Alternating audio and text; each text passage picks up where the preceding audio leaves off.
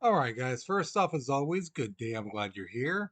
So, today's lesson is going to be about one of the bloodiest battles in the Civil War in U.S. history, and it's the Battle of Antietam. It's I mean, so much bad things happen, but the things that happened though for the Union soldiers kind of turned out differently, and it's one of those things that were like, if one thing didn't happen, the battle may have changed, and you're gonna find that out in this lesson. Okay, so let's look at your objectives. We're going to analyze the Battle of Antietam. We're going to examine the importance of capturing the Mississippi, and we're going to create an argument on whether Lincoln was justified in firing General McClellan. Now, here is your warm up picture. Now, we're going to do something a little different than we've done before. In this warm up, there's actually two questions. The first one I'm asking you is basically to kind of play a detective. Analyze this picture. Again, remember what I mean analyze. Don't just, oh, I see a dead guy, I see a dead guy. No, analyze the picture and basically tell me, use like your detective skills and try to tell me, where is this battle at? Is it in a town? Is it like at a farm? Is it like the outskirts of a town? Is it like in the middle of nowhere? Use your skills of observation and tell me, is this, where is this place at? Okay. The second question is asking you just to basically, in a sense, kind of give a guess, you know. But judging from the bodies you see there, um, do you think that side, these guys who are dead right there, do you think their side won or lost the battle? And why do you think that? You know, so think about it, write your response. Okay, because we're moving on in three, two, one. All right, so we're going to talk about first the Battle of First Bull Run. Now, this is the first major battle in the Civil War. We talked about Fort Sumter, which is considered the first battle of the Civil War. This one's like the first major battle. Now, there was this guy named Wilmer McLean. He basically he owned the property where the battle happened. Now, the thing is, Wilmer McLean was part of the Virginia militia back in the day. And the thing is, when the Civil War came up, he was like, "Hey, I want to fight. I want to do this, that." The the Confederates were like, "We appreciate it, Mister McLean, but you're kind of old. You can't march. You can't do the service like we're requiring soldiers to do.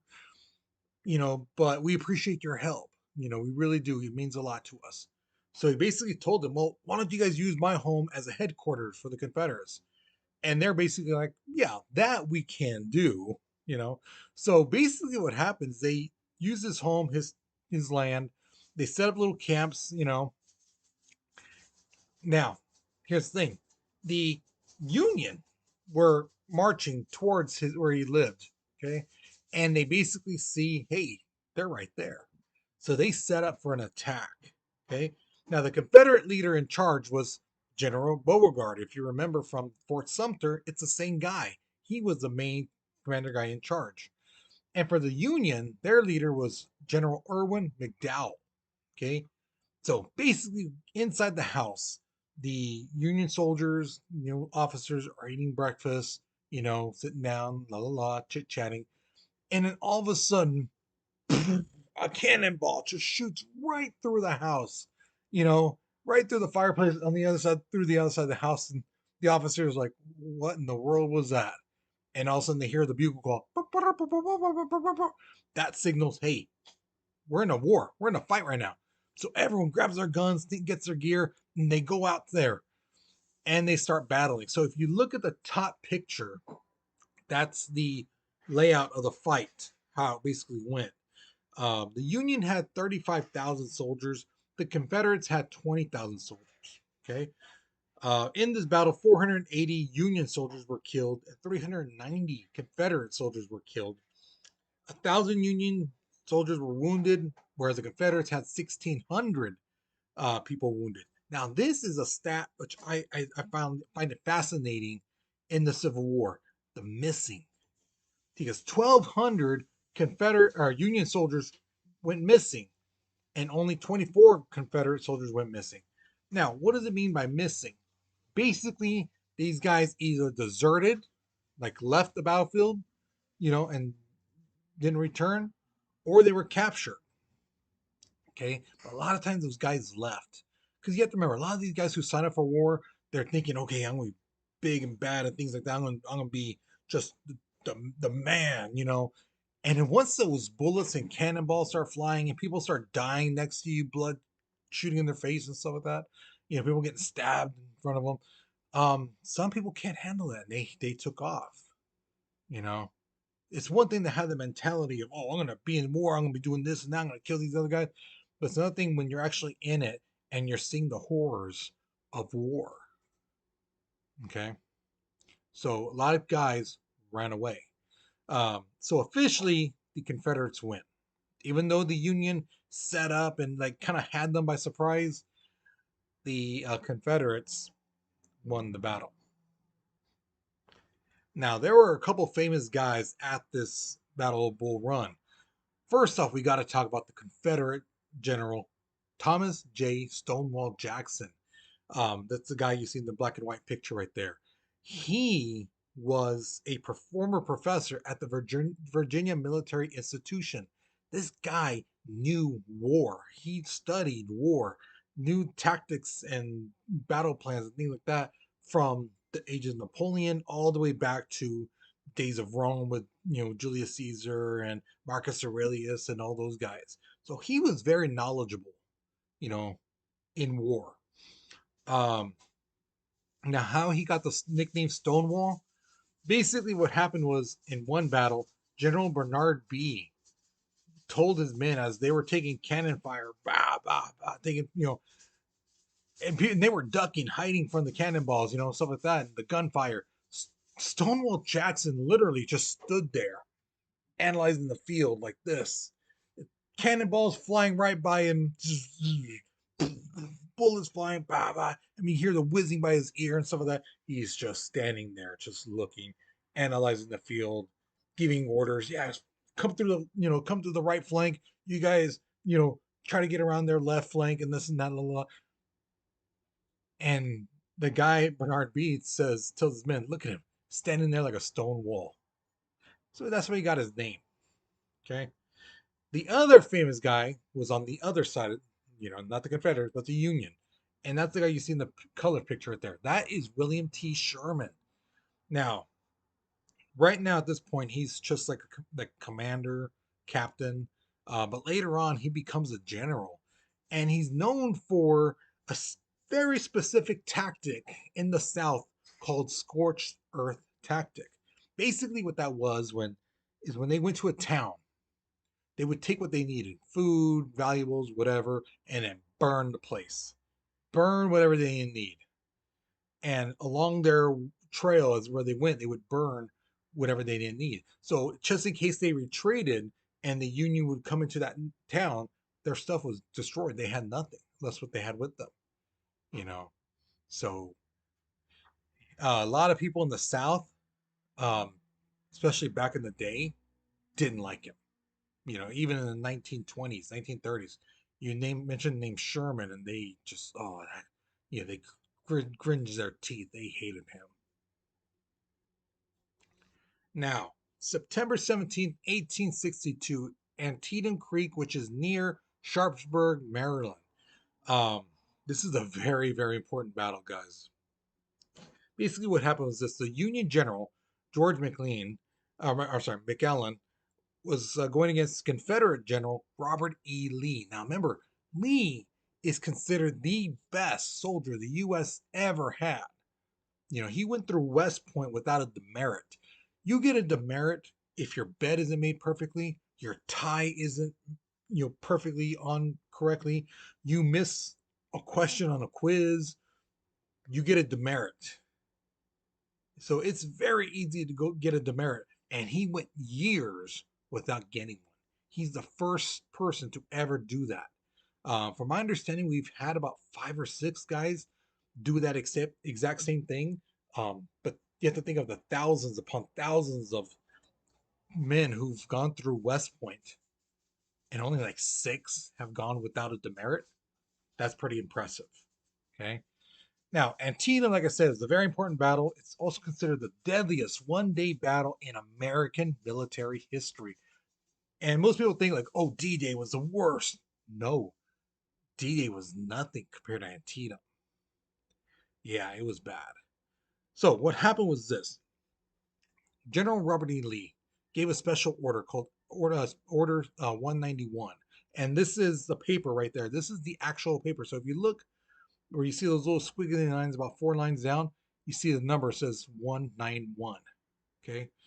Basically, what he said was he was going to split his army into two, and then they were going to then attack McClellan's army. Okay, one from one side, one from the other. So when one side was engaged, the other side would come around and surprise attack them and just crush them, and then these guys would have their reinforcements and then finish them off. Now, one of the commander guys that was given the special order, he took his paper, he folded it up, and he put 3 cigars in it. Okay. And when they broke camp and walked on, I guess it must have slipped out, fell out, because the thing of the matter is, it was on the ground. And 2 Union soldiers who were scouts, Private Barton M. W. Mitchell and Sergeant John M. Boss, found it. Now, they were like, hey, we found some cigars. Awesome. So they each took one. They're lighting it up and they're like, what's this paper? So they unfolded it and started reading it. And then it dawns on them like, oh my God, these are Lee's orders. This is what they're doing right now. So they rush to General McClellan and they're like, sir, you got to read this. You got to read this right now. These are Lee's orders. So McClellan reads it and he's like, okay, I see what he's doing. Gotcha. So he moves his troops to stop Lee's plan from happening.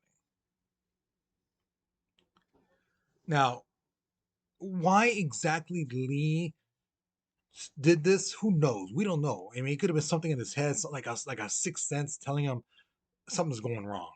So basically, Lee is like, hey, something's going on here. Something's wrong. And then he gets word that, yeah, someone's missing their orders. And now he doesn't know that the Union knows his plan. He doesn't know that. But just the thought that they might, he's like, dang it, we can't go on with this. So he rushes to unite his armies. But the thing is, that other half, one of the other halves, they already ran into the Union and they were already fighting them. Now, Lee knows his guys are being crushed, right? His guys are being crushed. The thing you're taught is, hey, save your guys because they're getting crushed. The other side has the momentum. If you come in with only half your strength, you're gonna get crushed too, just like them. He knows he's supposed to retreat, but he doesn't. He changes his mind and says, no, we got to regroup. And that's what they do. They regroup and this place called Antietam Creek. Okay. So Antietam Creek, in between them is a cornfield, right? The Confederates on the east side, or sorry, the west side of the creek, and the Union's on the east side. And again, between them is 30 acres of corn. Okay. And they start marching through and they start fighting. The Union attacks first, and their hope is to overrun the other side. So when one side has the advantage, the other side gets their reinforcements coming in. So when the other side thinks, "Oh, we're going to win the battle," their reinforcement come in and overshadows them, and it just keeps going back and forth, back and forth. In 8 hours, 15,000 men are dead. We don't even know how many are wounded yet. Just we know 15,000 are dead.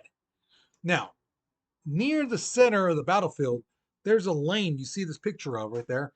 That's where the water is supposed to go through. It's a farming lane. It's known as Sunken Road. And these soldiers meet up there.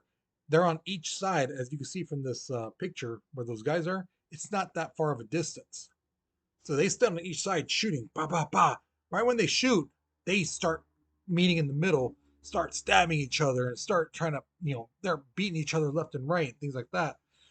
Um, just in this area, 8,100 soldiers are dead. just this one area. Okay.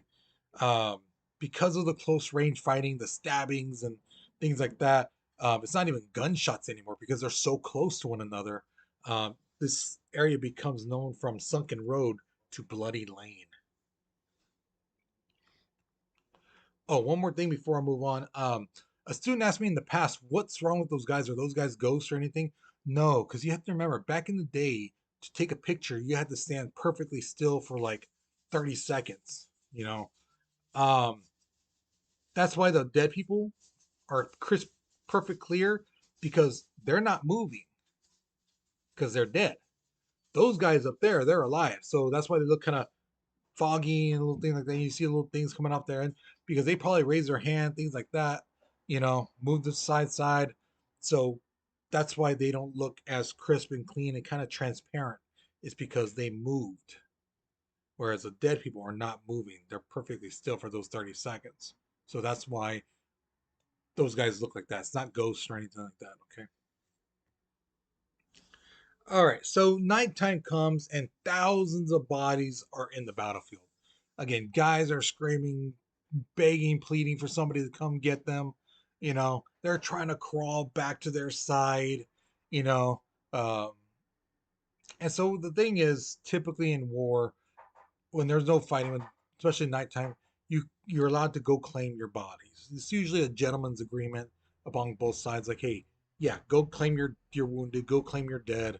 You know, so both sides do that. They go out there and they start picking up, and the total number now included and additional is 23,000 men are wounded. And when we mean wounded, we mean something as simple as, a knife to the stomach, all the way to, multiple gunshots, but he's still alive. Okay, so it could vary. Someone broke their arm, things like that. All the way to barely hanging on. So that's considered wounded. And then they find an additional 3,650 men dead. Okay, now here's the thing. This is the trippy part.